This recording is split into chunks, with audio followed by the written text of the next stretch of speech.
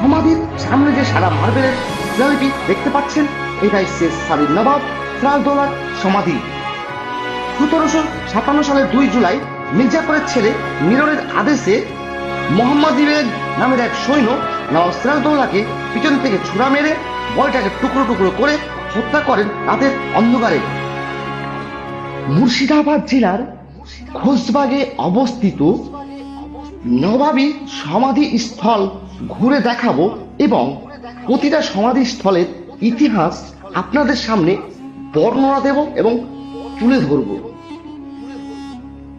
তার আগে জেনে নেওয়া যাক কেন নবাব সিরাজদৌল্লাকে হত্যা করা হয়েছিল। সিরাজদৌল্লার হত্যাকাণ্ডের প্রধান কারণ বাংলার মসনদ দখল এবং ইংরেজদের ইস্ট ইন্ডিয়া কোম্পানির স্বার্থ রক্ষা। এই ষড়যন্ত্রে একাধিক পক্ষ জড়িত ছিল। মির্জাফর ছিলেন নবাবের প্রধান সেনাপতি। বাংলার নবাব হওয়ার তীব্র আকাঙ্ক্ষা থেকে তিনি সিরাজের বিরুদ্ধে যান। ইংরেজরা এমন একজনকে বাংলার নবাব করতে চেয়েছিলেন যিনি তাদের বাণিজ্যিক ও রাজনৈতিক স্বার্থ রক্ষা করবেন, অর্থাৎ পুতুল নবাব হবেন। জগৎ শেঠ, রায়দুর্লভ, উমির চাঁদ এবং সিরাজের মাসি ঘসিফি বেগম এই ষড়যন্ত্রের সঙ্গে লিপ্ত ছিলেন। ষড়যন্ত্রের ফলেই 1757 সালের 23 জুন পলাশী যুদ্ধ সংঘটিত হয়।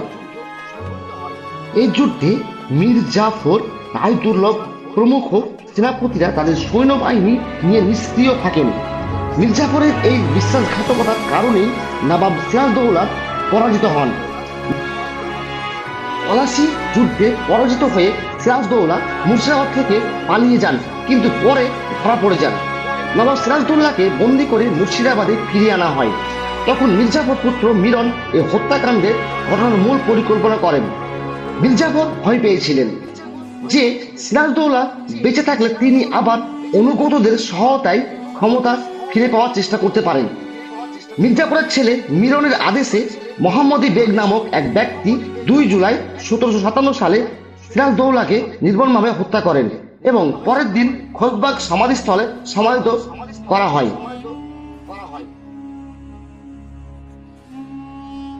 কিভাবে পৌঁছবেন? যারা ট্রেনে ভ্রমণ করে আসবেন, মুর্শিদাবাদ স্টেশনে নেমেই টোটো পেয়ে যাবেন। টোটো ভাড়া জনপ্রতি 20 টাকা। টোটো থেকে সদরঘাট আসতে সময় লাগবে 10 থেকে 15 মিনিট।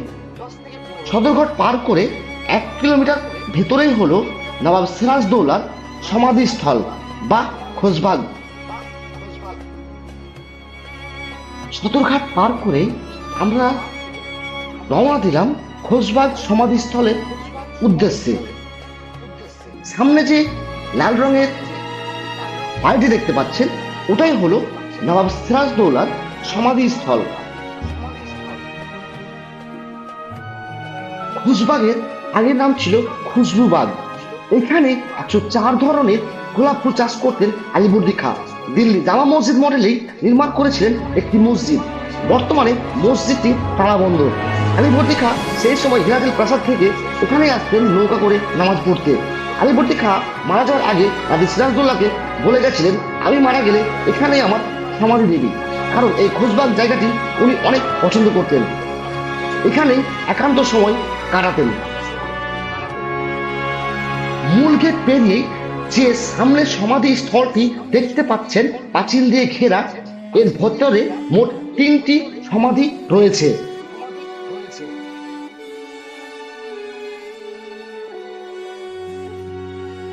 সামনে যে সমাধিটা দেখতে পাচ্ছেন, এটি হলো নবাব সিরাজদৌল্লার নানী ফারফুন্নেসা বেগমের সমাধি।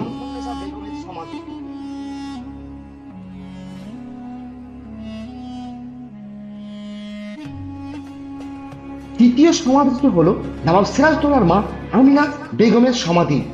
আর তৃতীয় সমাধিটি হলো সেই মহিলা যাকে যুগ যুগ ধরে ঘৃণার চোখে দেখে, যার নাম শুনলে এপার বাংলা ওপার বাংলার মানুষ বিশ্বাসঘাতক বলেই চেনে, ঘাসিটি বেগম, নবাব সিরাজদৌল্লার মাসি বা খালার সমাধি।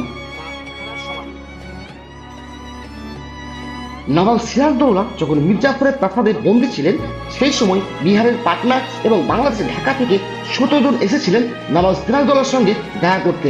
মির্জাপুরের ছেলে মিরন ভেবে দেখলেন এদের যদি বাঁচিয়ে রাখি তাহলে পরবর্তী সময় সিংহাসন দাবি করবে অথবা যুদ্ধ ঘোষণা করবে, তাই খাবার সঙ্গে বিষ মিশিয়ে 17 জনকে হত্যা করেন। এখানে মোট 17টি সমাধি রয়েছে, 2টি সমাধি উঁচু স্থানে, বাকি 2টো নিচু স্থানে। উঁচু স্থানে যে 2টি সমাধি দেখতে পাচ্ছেন এনারা মুরব্বী ছিলেন বলেই এনাদের সমাধি উঁচু স্থানে দেওয়া হয়। এখানে একটি সমাধির উপরে ফার্সি ভাষা এবং একটি সমাধির উপরে উর্দু ভাষা লেখা রয়েছে। লোকে লোকে শোনা যায় একজন ছিলেন ঢাকার রাজা আশরাফুদ্দৌলাহ।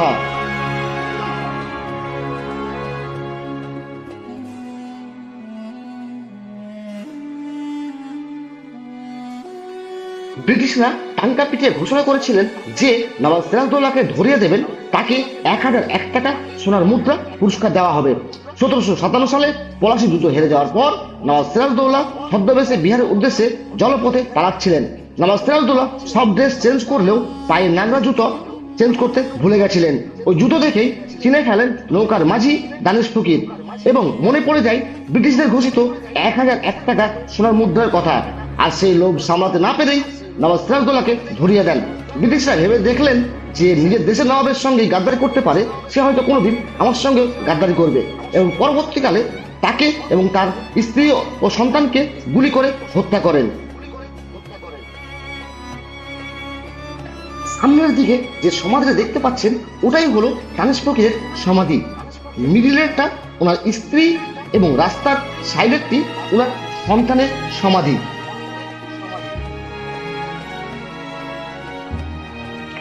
আমি এবার সেই সমাধিস্থলে প্রবেশ করব যেখানে চিরনিদ্রায় সাহিত্য রয়েছেন বাংলা, বিহার, উড়িষ্যার শেষ স্বাধীন নবাব সিরাজদৌল্লা।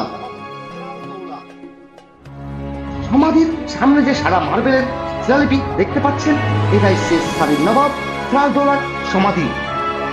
1757 সালের 2 জুলাই মির্জাপুরের ছেলে মিরনের আদেশে মোহাম্মদ ইবেদ নামের এক সৈন্য নবাব সিরাজদৌল্লাকে পিছন থেকে ছোড়া মেরে বডিটাকে টুকরো টুকরো করে হত্যা করেন রাতের অন্ধকারে।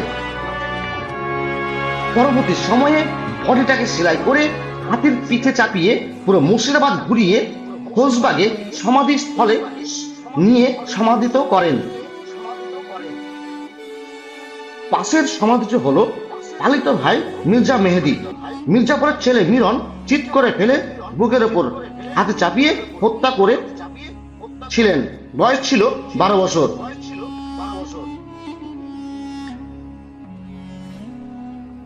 নবাব সিরাজদৌল্লার পায়ের নিচে নবাবের স্ত্রী লুৎফুন্নেসার সমাধি। নবাব সিরাজদৌল্লার মৃত্যুর খবর শুনে পাগল হয়ে গেছিলেন স্ত্রী লুৎফুন্নেসা বেগম। সকাল সন্ধ্যায় নবাব সিরাজদৌল্লার সমাধিস্থলে ধূপকাঠি ধরাতেন এবং কোরআন তেলাওয়াত করতেন। মারা যাওয়ার আগে জানিয়ে গেছিলেন মারা যাওয়ার পূর্বে তাহার স্বামী নবাব সিরাজদৌল্লার পায়ের নিচে সমাধিত করা হয়।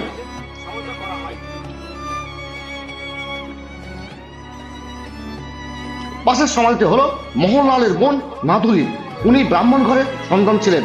নবাব সিরাজদৌল্লার ঘরে নাচ গান করতেন এবং ব্রিটিশদের গুপ্ত খবর গুলো দিতেন, এবং উনি পরে ইসলাম ধর্ম গ্রহণ করে নাম হয়েছিলেন আলিয়া।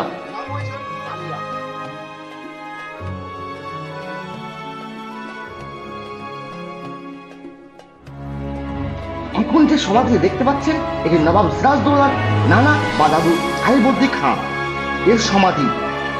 বাংলার ইতিহাসে এমন এক নবাব ছিলেন যিনি শক্ত হাতে রাজ্য শাসন করেও মানুষের হৃদয়ে জায়গা করে নিয়েছিলেন।